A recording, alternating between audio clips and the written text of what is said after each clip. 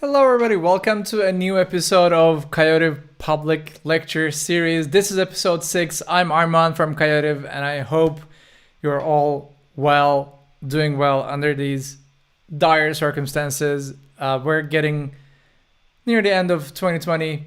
It has been a rough year, but I hope we're all surviving. Today we're going to talk about REST API development with EXPRESS.JS. This is the second installment in the series for REST API development. Last week we talked about the basics of REST APIs. What is a RESTful API? That was one of the questions that we answered. And I showed you a little bit of an intro with EXPRESS.JS. We did a couple of handlers, root handlers, and we kind of left with a cliffhanger when we wanted to create a new user. And today we're gonna see how to make that happen. And I hope you're gonna enjoy this lecture as well. This is the last episode for the series. So we have done 6 lectures in the series, and this is the last episode. I think with 2021, with a new year, with a new outlook, where we're hopefully be, in better terms, let's say, we're going to come up with a new series of public lectures, and I hope we're going to be with you again. Give me a thumbs up if you can hear me well, if you can see me well in the chat. Let me know that you're there. Otherwise, I'm a teacher. I love talking. I just don't like, thank you, Alina. Hi. I just don't like talking to a void of people. I usually also like to see people sitting around and make it kind of an interactive lesson, but we're confined in YouTube like this. So, maybe next year we're going to come up with a new format, which we make a little bit more interactive. We'll see, no promises. I think the only thing that I can say is it's going to be really exciting next year. All right. Today, thank you for the thumbs up. Today, we're going to talk a little bit more about REST APIs. Of course, this is if you remember from last week, this is an amazing topic that started as a PhD thesis, right? So it's impossible to summarize it in like 2 weeks, 2 hours, 3 hours. It's an entire PhD thesis. Of course, right now it's also the default for the industry, so it's a little bit easier to talk about, but still, this topic is pretty advanced on its own. So we're gonna just cover the basics today. I also don't want to introduce any database or anything, not to confuse you. I just made a couple of modifications to the code since last week. So I hope you're also going to like them, find them useful. I'm going to go over the changes, and we're going to talk about, for the entire hour, we're going to talk about the second part of basics, the second part of fundamentals of REST API development with EXPRESS.JS. Now, great. Let me just share my screen and start right away. I'm actually pretty excited to start. So I hope I'm gonna do it right. Give me a second. Sometimes it's challenging to arrange the screens. Let's see. So I go and do this. And now I think, yes, perfect. Now you see my screen. Now you see my editor. This is where we were last week. We had an array of users, and we built this was built in basically to Express example, the get root, and it was supposed to send us the list of users. And we had get ID, and we did a very brief intro to post. I just typed this as a kind of a teaser, and I didn't show you how it works. And of course, today we're going to start with that. But before we do that, let me start this application. I do npm start, and it starts the server, right? This is how we how we run our server. If you look at package.json, we have npm start that starts the server. This is kind of in almost like in production mode. And then we have another script for the development mode, and that is npm run dev. I do npm run dev. Hello, Yasemin. And it starts in development mode. It gives me a little bit more information about the server and what's going on. You see like nodemon errors, nodemon messages as well, and you see our development logs, like we're listening on port 3000. Now, before we move on, last week I showed you how this works in a browser, but fundamentally we don't need browsers to consume REST APIs. We just don't need browsers. There could be another backend application that consumes this REST API. So today I want to do something different. I want to create another file called test.js, which won't be my tests in terms of unit tests, but it's just going to be holding a couple of examples of how I use this API. Maybe I can even call it examples. Maybe that's a good idea. So I'm just going to call it example so that it's not confusing for you and also for me in the future. I'm going to call it examples.js. Now, most of you are, I think, used to using a module like Axios or Fetch on the front end, right? I love Axios. It's really easy to use. It's, I think its API design is also great. So what I'm going to do is I'm going to create a client for my REST server. I have the server running, and what I want to do here is to start a client so that I can start consuming my REST API, and I can show that that it's working. In order to do that, I'm also going to start a new terminal. So I click this button over here, and what I do is I do npm install -d Axios.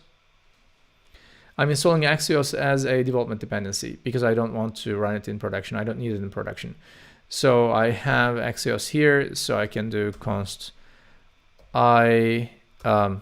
Axios equals require Axios. And now I can do Axios.get. The URL was localhost, of course, and the port was 3000. Let's try to get users. All right, let's see a list of users. So I do this, and usually you use Axios with async await because it's promise based, no need to use callbacks. So ideally what you should do is const response equals await axios.get, and then you do console log res.data, right? Let's try to run it here. I'm going to run it with nodemon examples so that it refreshes all the time. This won't run because you cannot have an await at the top level of a Node.js module. So what you have to do here is to kind of wrap it in an asynchronous function. So what I do here is I define something like async function main, and I put my code under it, and now I can use await. And here I just run main. There are multiple ways of doing this. You don't obviously have to write it exactly like this, but I find this very readable. So, okay, I couldn't connect to the server yet because what's happening is if I run it, you're going to see that it's working, right? I run this file, I make a request to get list of users. Let's split this, have the examples here, have the users here. I'm basically seeing this users because the app, the server is sending the users to me, which is great. However, if I change this file or even just save this file, it is crashing. The reason for that is, unfortunately, the backend application also reloads when I save the changes in examples.js, because this is Nodemon and it's watching for all the file changes. I think we need to ignore certain files here for this to work. I think we did this before, right? Does anybody remember what the tag was for Nodemon for ignoring certain files?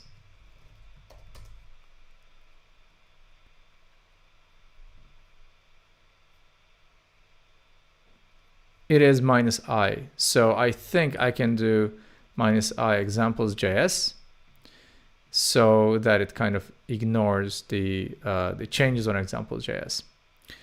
So what we do here is, now when I run examples and when I save it, you see the server doesn't restart, which is great. And I can get the users. So this is how I got the users, and then I had users.find, which was a great operation to search for users based on their ID. So let's also try to do that. I want to get users/user1. All right.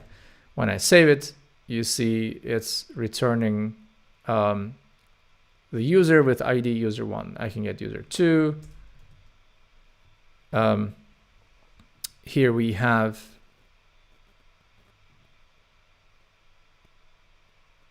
Steve as user2, and if I get user3, it also fetches Miri. Great. So this is how I build my get routes. But what about posts? So my scenario here is I want to create a new user as an API consumer. I want to create a new user, and when I fetch the list of users, I should be seeing the new user, the newly created user, right? For that, I said we're using a different HTTP action, a different HTTP verb.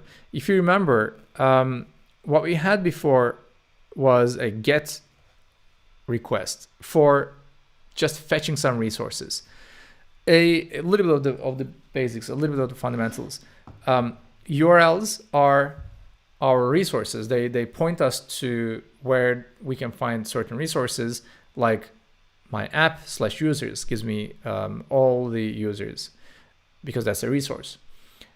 My app/user/user1 gives me the first user because that first user is a resource. So what I do here is the verb is get to fetch resources that are in our application. And if I want to create a new resource, then what I use is another verb, and that verb is post. So this is an HTTP post request, and it's almost like I'm posting this away, and the backend receives it and it creates a user. So the handler was like post/. So I will do a post request to the user's endpoint, and I'm going to pass in a body. I'm going to pass in a body as a user object, and it's going to create that user object for me. All right. So the code for that would be probably something like this: await Axios.post. Okay, and this would be HTTP localhost 3000 users, and then an object, and that object should be, I don't know, ID user4, name Alina, occupation. What is your current title, Alina? Is it senior QA engineer? Something like that. She's so badass. After graduation, she started as a senior engineer.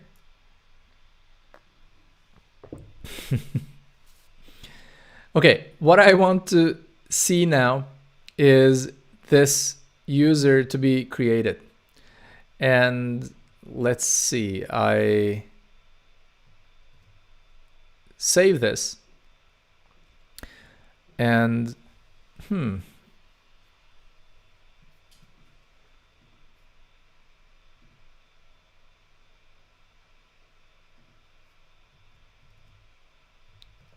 it hang.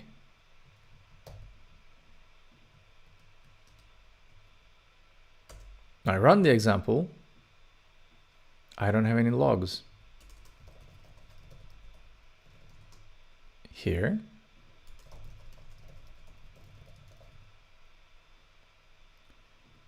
Something like this.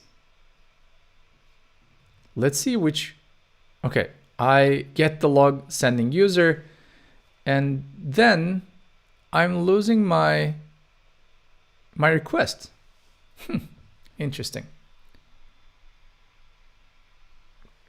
Does anybody have any ideas what's going wrong here? I'm doing Axios.post, and okay, I have post users here. I'm receiving it on the backend, which is great. So whenever I send the whenever I save the example.js, I'm sending the user, I'm receiving the request, but for some reason this is not moving on. What could be the problem here?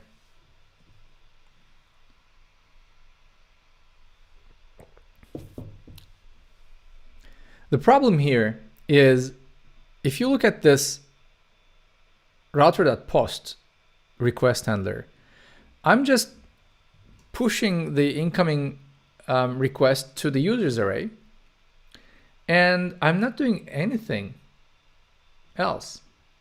So this request is hanging. I think if we wait enough, maybe 30 seconds or a minute, we're gonna see that this is timing out, because I'm not doing anything with the response. I'm not sending anything back. Here, if this operation is successful, I can just say send status 200, which is the status of of success. All right. So I run the example again, and now you see this moves on. I got the user, the status code is 200, it was a successful run, and then in this code I requested a list of users, and now I see the new user created there, right? This is great. All right, this works well for the little example that I have here. Let's take this a step forward. If you remember, I think it was the 4th lecture where we announced the concept of universally unique identifiers. Now the code from the 4th lecture is here. I have a bank account, I have a bank, and I have a user. I'm basically going to make use of these models here, these classes here. I put them under a folder called models because this is a convention that you're going to see a lot in the industry. This is called layered architecture, and these are our data models. This is our model layer where we kind of try to model real-world business concerns in software. It's why it's called model. So for example, this user class is modeling a user. This bank account class is modeling a bank account. So what we're gonna do in our root handlers is we're going to work with these models, and when we want to create a new user, we're gonna create a new user, a new model, a new instance of a model, of a user model. And we're going to build root handlers for bank account and bank as well. So let's just start programming because we have a lot to code today. I hope you're going to be able to follow along. If not, maybe you can watch it afterwards and pause and try to reproduce and then move forward. So, all right, I have the models here, and what I want to do is to make use of these things. But before I move on, I just wanted to talk about this UUIDs. So we had the concept of a UUID here. Whenever we create a resource, we assign a unique identifier to it. This is something I'm going to do with my users as well. So when I am receiving a request to create a new user, ideally what I should be doing is I don't know why these are var. I just name them const.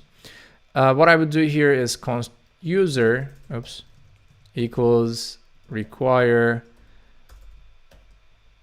I can't type today, require models and user. Okay, so I require my user model. Let's put it up here before initializing the router variable. So I have the user model, and what I need to do here, const user equals new user. I am instantiating a new user. Now, if you look at the user class, what we do here is in the constructor, we just ask for a name. So we're going to auto-generate ID for sure, but we don't ask for an occupation. So let's just also have occupation here.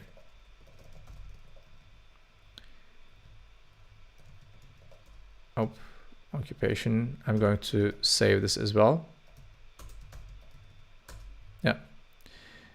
And I have a getter. You cannot change your occupation. You know what? Maybe we should let you change your occupation. Maybe that can be a public variable, because who knows?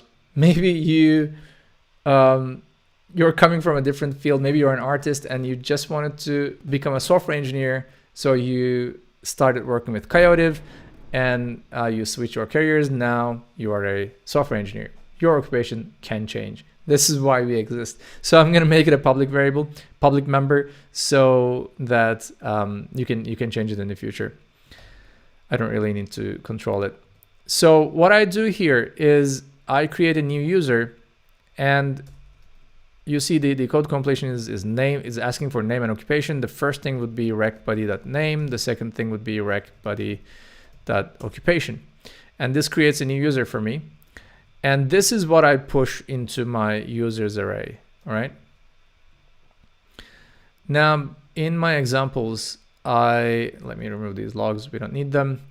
I'm not passing in an ID because I don't know the ID of the user yet. But I can just pass in name and occupation, and this should create a new user for me. All right. Now, of course, here I don't have that UUID module, so I need to install it. npm install UUID, and in user as well, we kind of need to make use of it, just like we did in bank accounts. I'm basically going to copy and paste. And here I add a UUID to the user so that our user has a unique identifier. All right, now, for now, let's see. For now, our users are an empty array. I have my example. I'm going to run my example, and I wish to see the newly created user. Great. So I only got the occupation because I think name is a getter and hash name is a private member.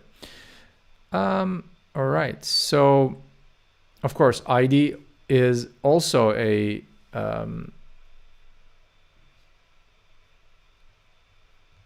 private member, and I need to add a public getter for it. Great.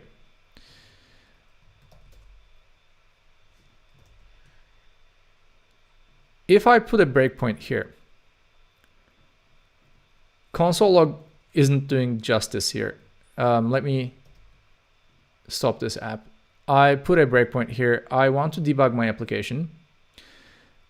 created a launch.json file. I'm creating a debug profile, and I'm saying that I will run examples.js as my application. And when I click this, let's maybe call it launch examples. When I click this, you will see that in the terminal, we created a new user and we got the list of users, and resource is now 2 people. Okay, occupation senior QA engineer. I think the issue here is where we are. I think the issue here is that we're not fetching those dynamic variables here. So anyway, I see the 2 people that I created. I don't have their names. I don't have their IDs.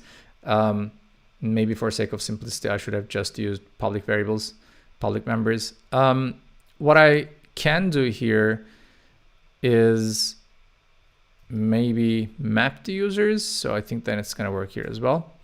I can map the users and user return user name and ID, user ID. What about this? All right, yeah. When I do this, now you see the name and ID. This is a bummer. Hi, everyone. The issue here is in our user model, ID and name are private members. We have public getters for them, but when you convert this to JSON, we don't have these fields in that JSON. Okay. And for now, I mean, there are multiple ways of tackling this. I think we can add a toJSON method and kind of return our object here. But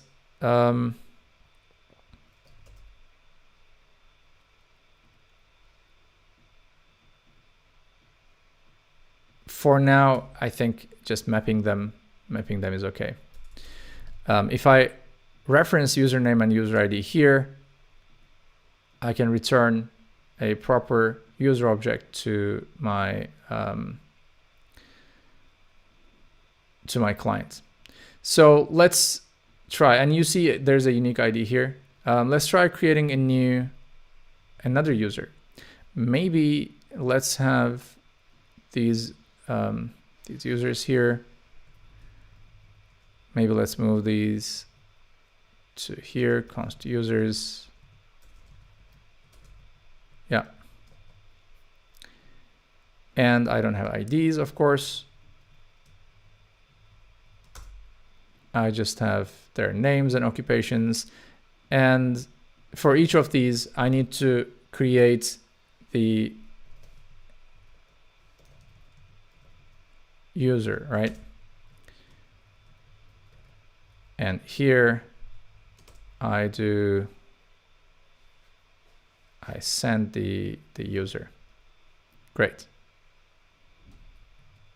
Okay. Now you see we have Alina, Arman, Steve, and Miri. They're all different users. And each has a very unique identifier. There's a very high chance that this identifier is globally, universally unique. Like no other databases in the world has this ID. Probably. Who knows? All right. So what is next? We can create resources with this approach. Let me create another root handler for creating banks and bank accounts, right? Because we can create a bank and we can create bank accounts. So I will do banks.js. And what I'm going to do is I'm just going to copy paste whatever is in index.js. Oh no, this is not a folder. I don't want a folder. Sorry, I want a file.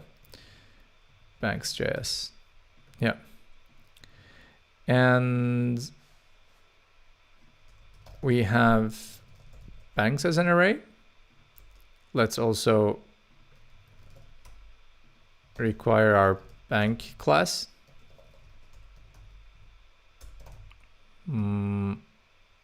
Models bank. Yeah.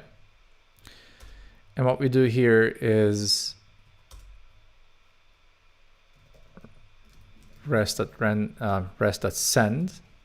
banks.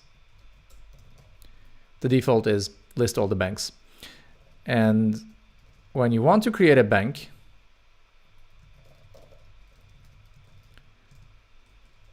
we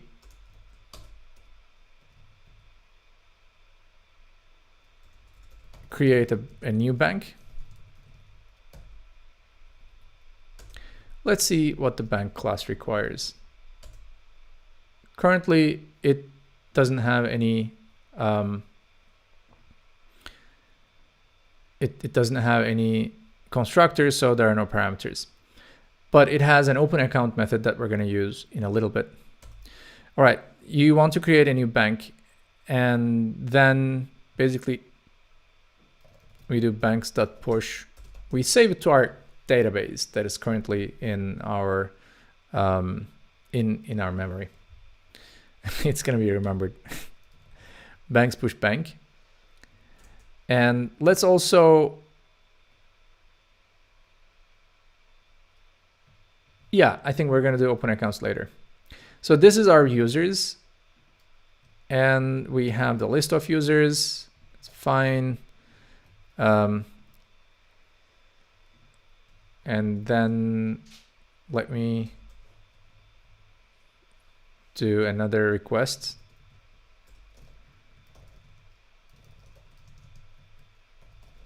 I want to create a new bank.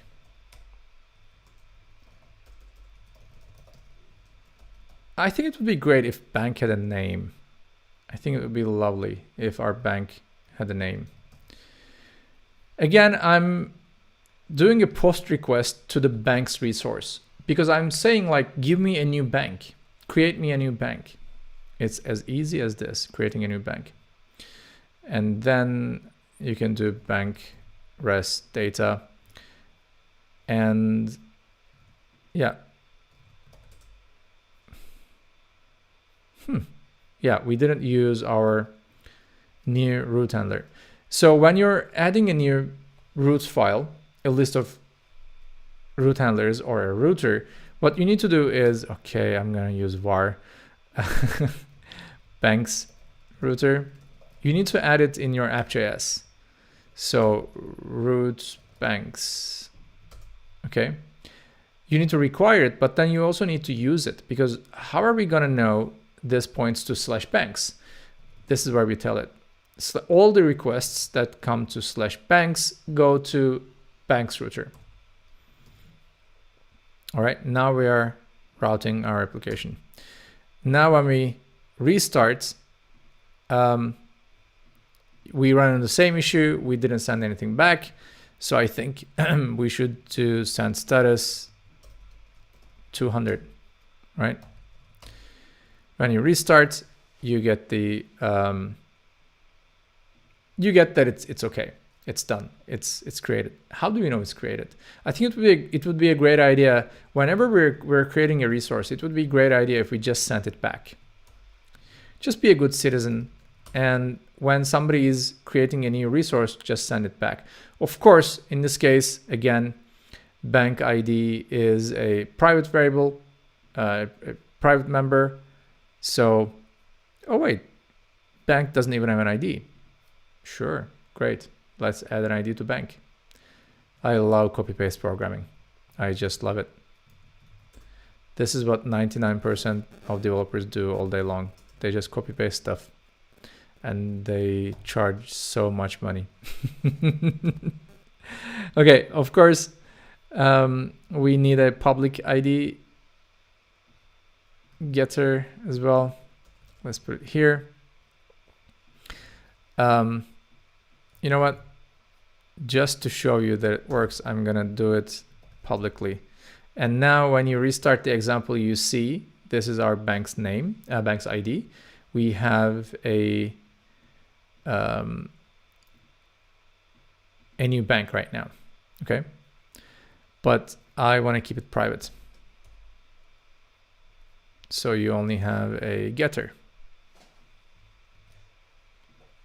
All right. And therefore we don't see it yet. What we need to do here is, again, I'm sure there's a much better way of doing this.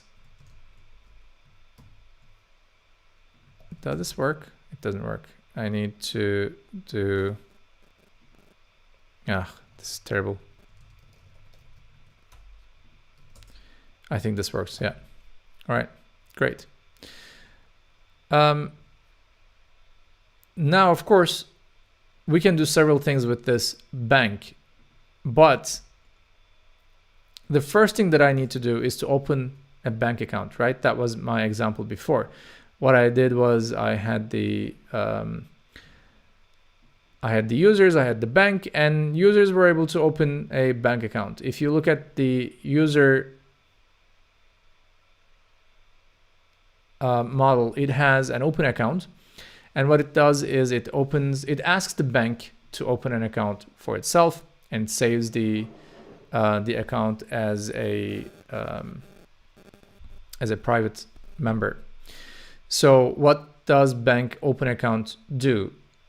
It creates a new bank account for the user, and it saves the accounts and returns the account, all right, to the user. Now,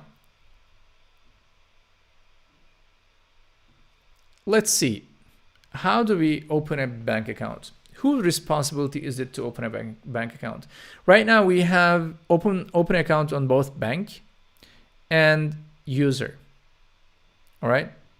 In our example before, we were doing user.open account, and this was kind of forwarding that request to the bank. Is this a good idea? Who opens an account? You would think that a user opens a bank account, right? In fact, the user is the one who is only initiating the request.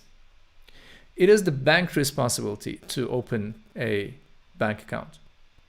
So today we're gonna add that functionality into our bank's root handlers. We want to create a new account under a certain bank, all right? In fact, I want to create a new account with this bank that I just created. So how do I do that? Well, I'm gonna add a new root handler. Since it's creating a new account, it should be a post request, right? I do post, and it should be some bank ID / accounts, right? I'm creating a new account. Because how would you represent, what would be the URL to represent a bank account? I think the URL would be something like localhost 3000 /banks / let me be very realistic here. I'm gonna take this ID /this /accounts. This URL should basically give you all the accounts in a bank, all right? And then I think you're gonna have another ID, something like this, whatever that is, a different ID, of course, because it will be unique. And this basically gives you that specific account for that user, all right? Give me the account under this bank with this ID. This is a URI, and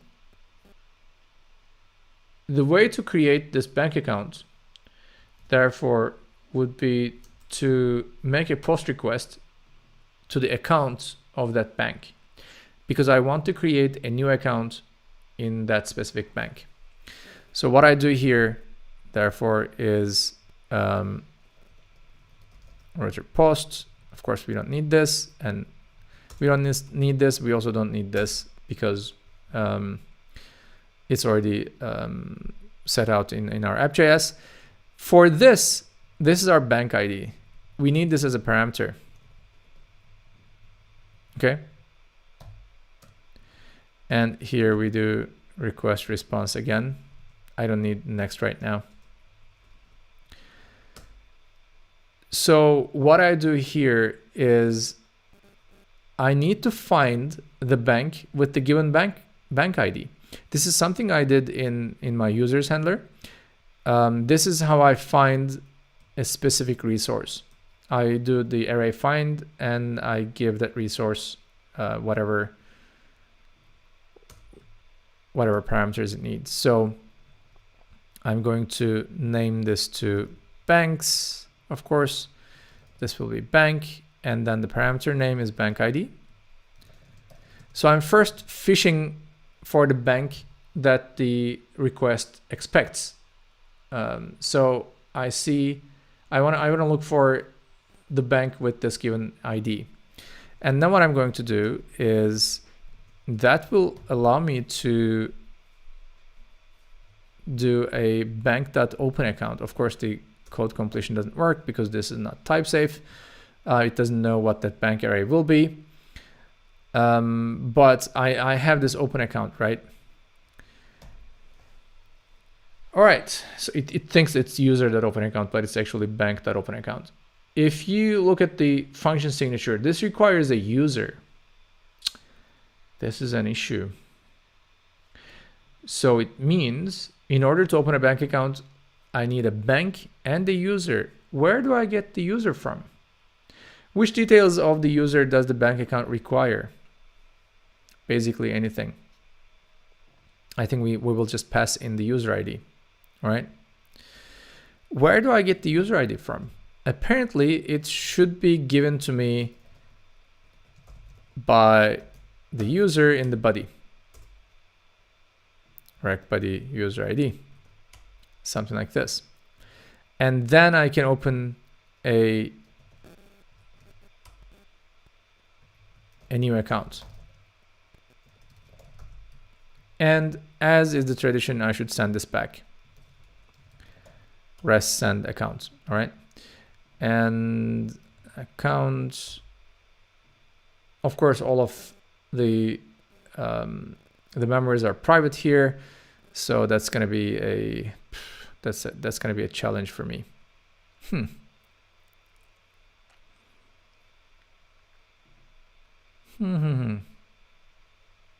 Yeah. Let's first implement this. So I have the users. I don't need the users. I create a bank here. What was word wrap? Yeah, that's that. So I create a bank here and it gives me a bank ID. Oop, what is this? It gives me a bank ID. And now I want to create a new account with this bank. I have a new request. Const account response equals await axios.post http localhost 3000 /banks/ I think this is where it gets interesting. I need the ID from the bank that I created just a second ago. bankres.data.id /accounts. And then I need to pass in user ID. And that should be, yeah, okay. I'm going to get the, let's call this user's response. Let's get the first user response 0.id. Okay. it's not that terrible. This is clobbering my view, HTTP localhost 3000. So I'm going to use a trick to set the default base URL. I think, isn't it defaults? Yeah, defaults. Come on. Wasn't it something like this? I think it was something like this. I thought it was defaults though. Yeah, it's defaults. Who are you kidding? And space URL. I knew it right. Why are you messing with me? HTTP localhost 3000 slash, or let's not put the slash there. And then we can basically remove these things. Yeah. Better. Okay, or not. Cannot read property ID of undefined. Perfect. Because it's not users res, it's users res.data. All right. Now you see we have a bank and we have an account. Account response.data. We're able to create a new account. You know what? I think we had in our bank, we had balance sheet, right? Perfect. Let's build an endpoint for the balance sheet. I want to fetch the balance sheet of a bank. What do? I create a new get handler. Bank ID should be parametric, and then I do balance sheet, right? This is a resource that identifies the balance sheet of a certain bank. I will have rec and response, request and response objects as parameters. And it's just this. I basically find the bank. I'm going to use the same approach here. I basically find the bank and I just do bank.balance sheet, rest.send bank.balance sheet. Let's see if this works. It's going to be magic. So I also don't require this account data, but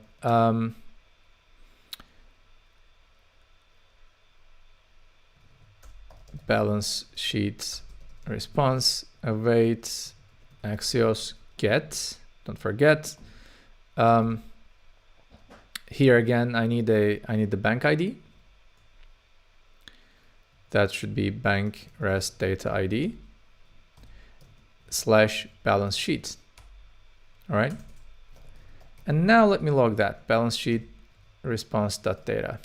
And let's see what I'm going to find. Okay. I get a 404. Why did I get a 404? Do I have a typo somewhere?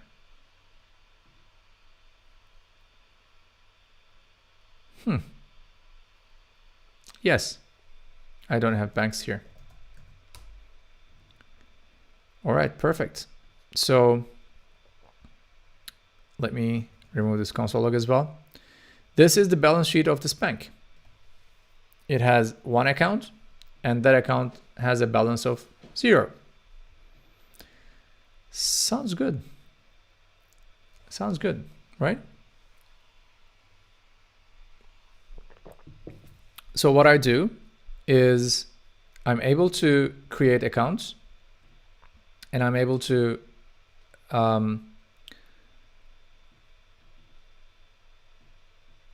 get the balance sheet. But of course, it's 0. How do I know it works? Now let's move on to implementing deposit and withdraw actions. All right. This is now very interesting. How do you deposit money to a bank account? And how do you withdraw money from a bank account? Whose responsibility is it? I'm going to ask this question multiple times. whose responsibility is it to deposit money and withdraw money? Again, in our initial example, it was the user that would be able to withdraw a certain amount. And it was the user that would be depositing a certain amount. In object-oriented programming, this works really well. In a REST API, though, is it what we should be using? Or should it be a responsibility of an account?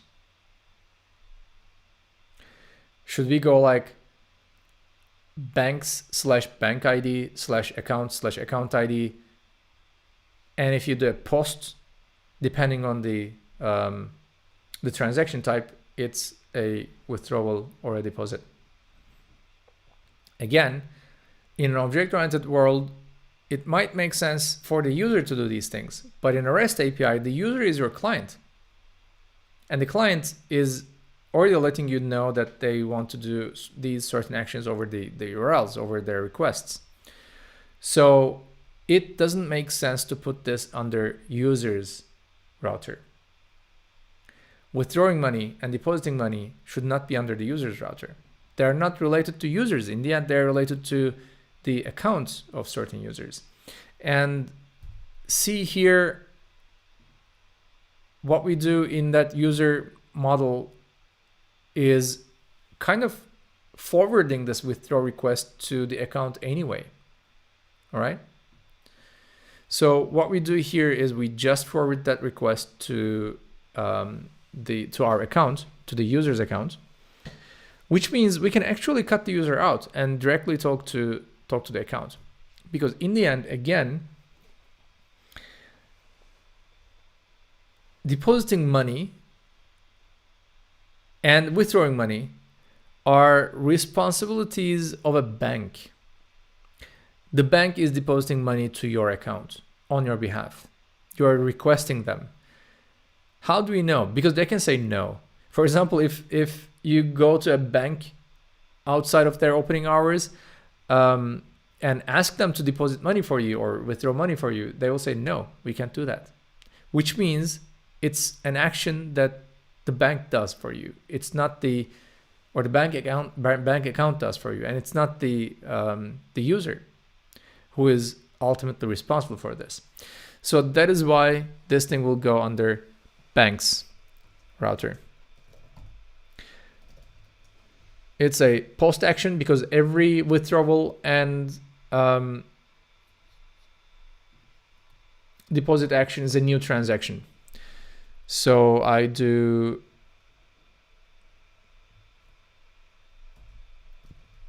bank ID, account, and I need an account ID. Okay. Let's put it under transactions.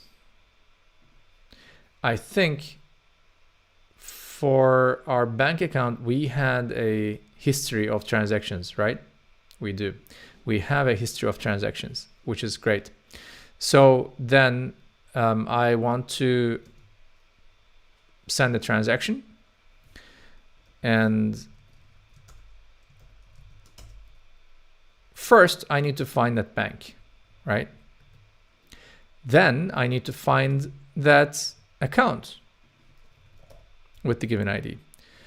I will do bank accounts find.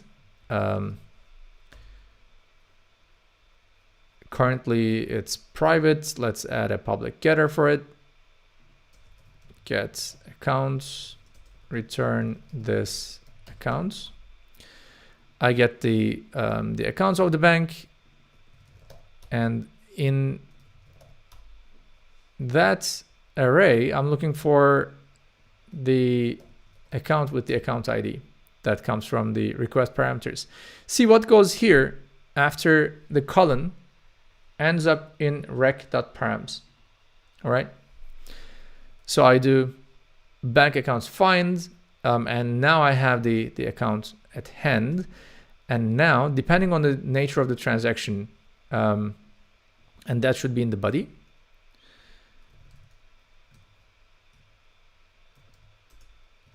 Const transaction type, that should be in the body. I'm just making this up. Transaction type, all right. And I would say if transaction type equals deposit, I do account deposit, and it should be here, I think. Yeah, account deposit, and let's take, okay, let's do it like this. Amount and transaction type, ID structure from the body, deposit amount. I'm just using the methods here. And else if transaction type equals withdraw. You could also do a switch case here.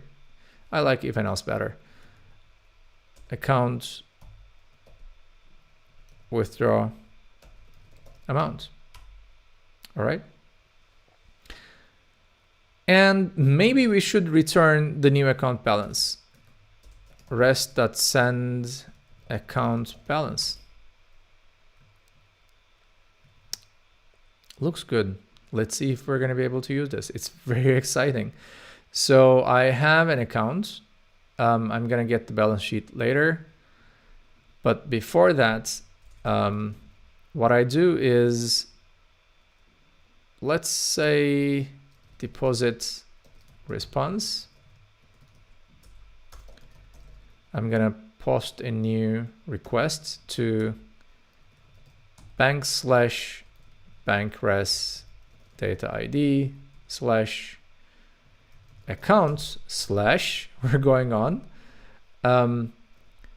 account res .data.id /transactions. I know it's very, very long, but I think this is something that makes the most sense for us right now.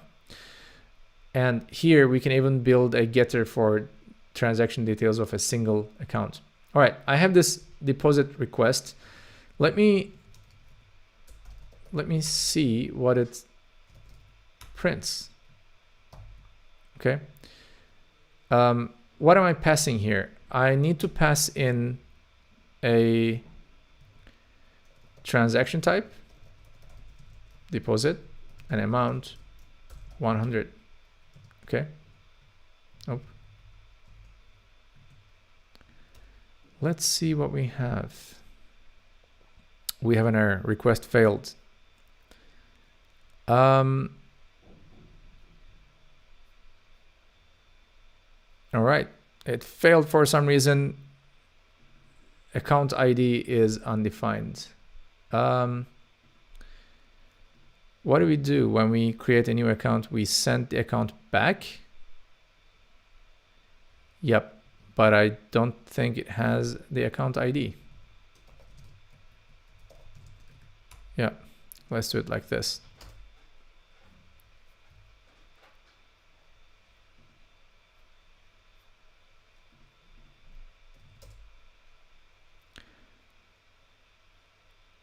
Okay, we are able to post a transaction.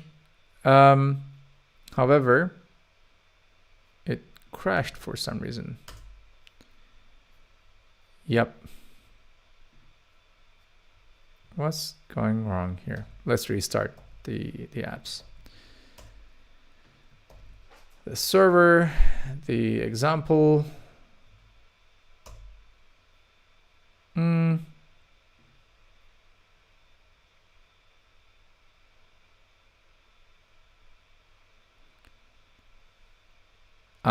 Of course. Let's do it like this. Balance. Yeah.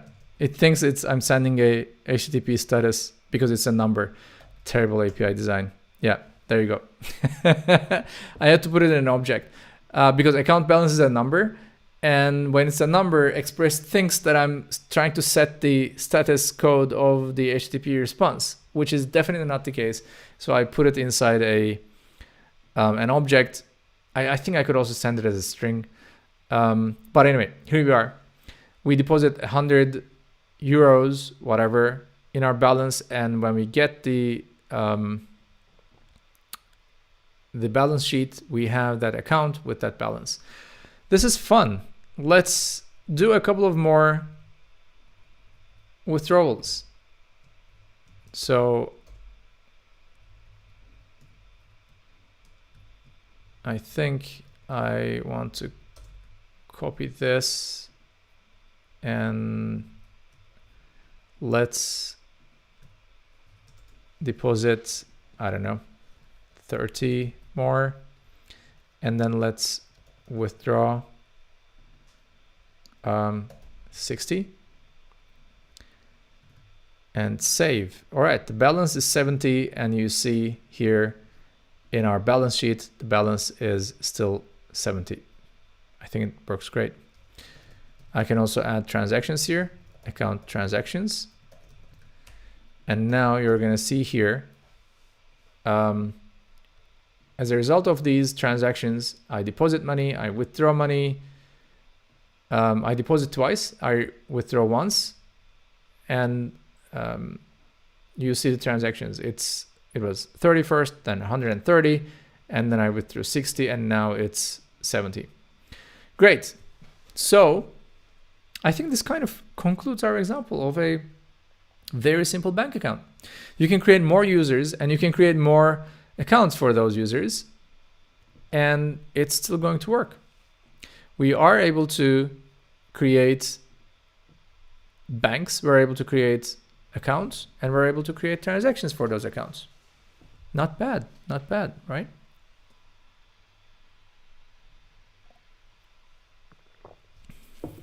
All right. There are two other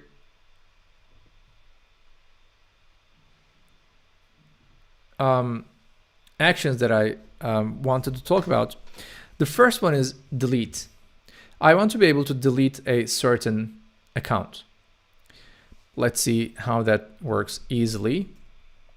The URL for that should be /bankid/account/account ID, because that's the account resource, right? I just want to delete it. The way to do that is to use an HTTP verb called delete. And that will be, as I said before, bank ID, accounts, account ID. Our usual root handler. Here I find the bank again,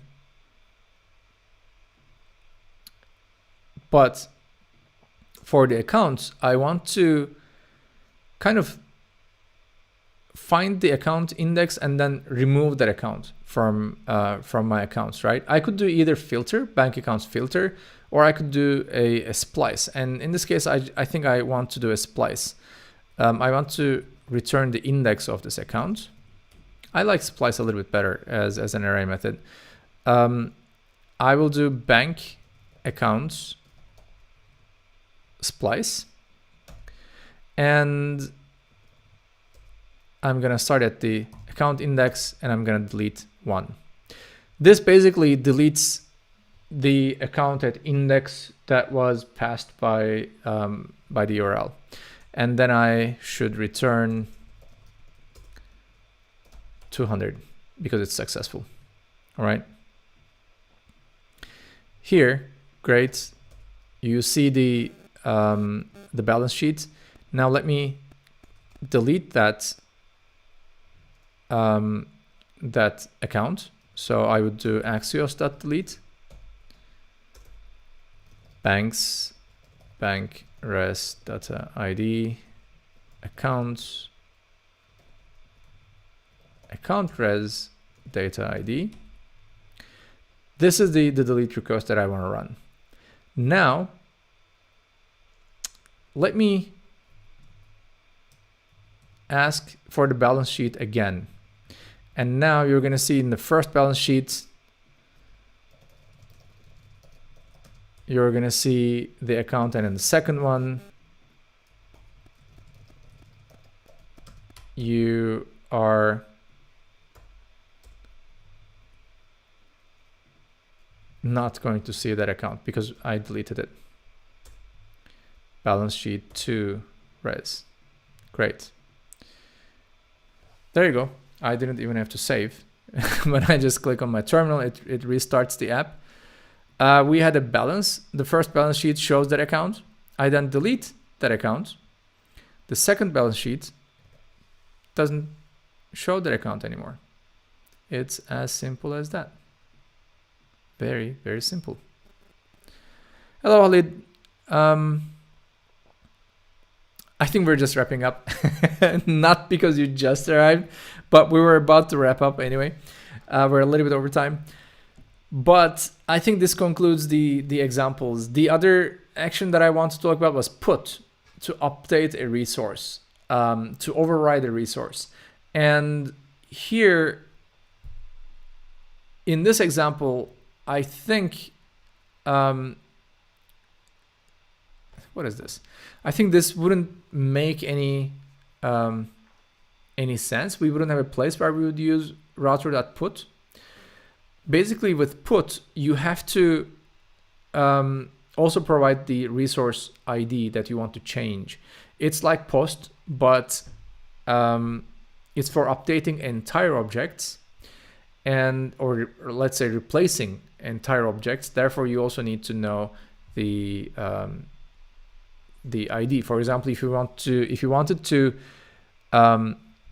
replace a bank, what you would do would be router.put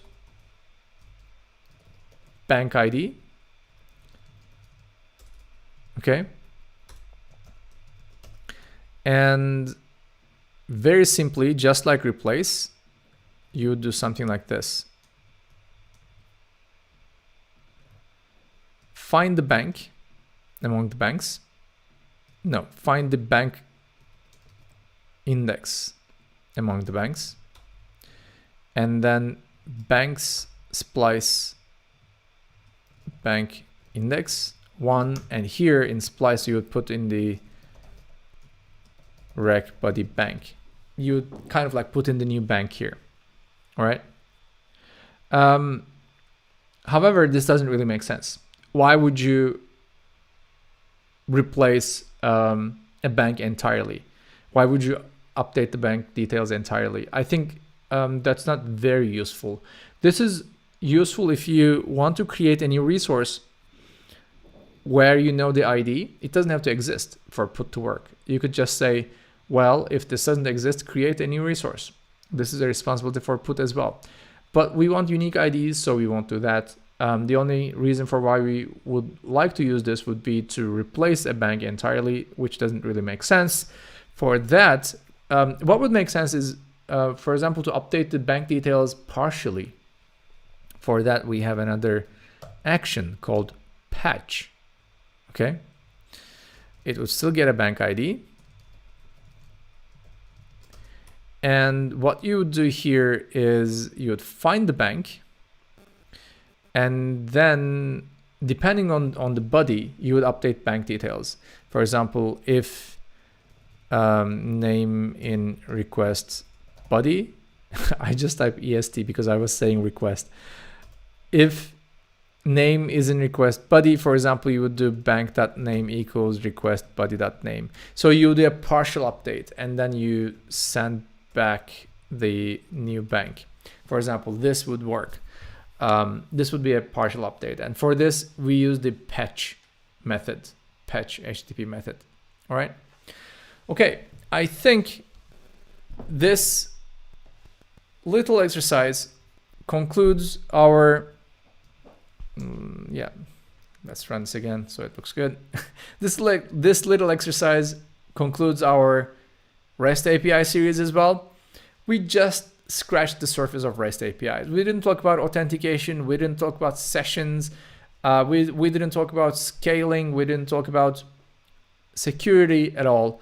We didn't talk about what happens when you cannot find these records, right? What happens if you want to delete something but it's not there? How would you return errors and so on, error codes and messages? REST API development is a huge, I don't want to say issue, but it's kind of a huge issue, right? So maybe we will cover those bits farther into the future. For now, these are all the basics that you need to know. for creating a REST API and consuming a REST API. I hope you liked the session, and let me switch back to my camera. Yes, better. I think you see me now. I hope you liked the session. Again, this was the last session in our public lecture series. Probably we're going to start a new series in January, so stay tuned for what's coming up. I think we have some exciting news to share with you when we get near Christmas. New Year will be really exciting, and it will bring new challenges but new joys. We're going to be there. Until we meet again. You know, I love to talk. Maybe we're going to meet on another occasion. But until we meet again, please take good care. I hope we were able to kind of shed light on some of the questions you might have around Git, around object-oriented programming, around Express, around Node.js, around REST API development. I hope we were able to at least answer some of those questions. And I hope you're going to have enough time throughout December until New Year's to work out on these details of using EXPRESS.JS, using Node.js, using object-oriented programming, using Git, which is one of the most important things. And I wish you a happy Christmas and a happy New Year's. I hope to see you next year. Take good care and take care of your loved ones. Please stay home. Please don't get sick. And I'm going to see you next year. Goodbye.